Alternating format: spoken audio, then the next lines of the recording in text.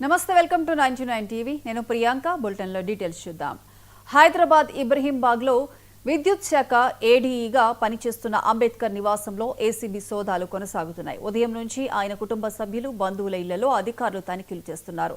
అంబేద్కర్ ఇంట్లో 2 కోట్ల నగదును అధికారులు గుర్తించారు. ఇబ్రహీంబాగ్లో ఏడీఈగా పనిచేస్తున్న ఆయన భారీగా ఆస్తులు కూడగట్టారు. అంబేద్కర్ కు 3 ప్లాట్లు ఉన్నట్లు అధికారులు గుర్తించారు. గచ్చిబౌలిలో ఆయనకు ఖరీదైన భవనం ఉన్నట్లు ఏసీబీ డీఎస్పీ ఆనంద్ తెలిపారు.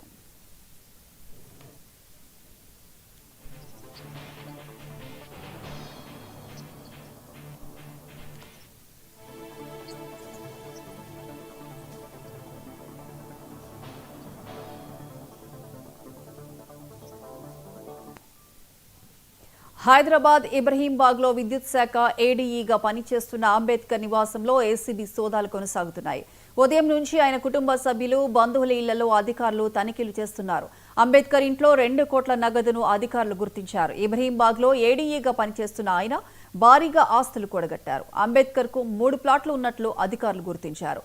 గచ్చిబౌలిలో ఆయనకు ఖరీదైన భవనం ఉన్నట్లు ఏసీబీ డీఎస్పీ ఆనంద్ తెలిపారు.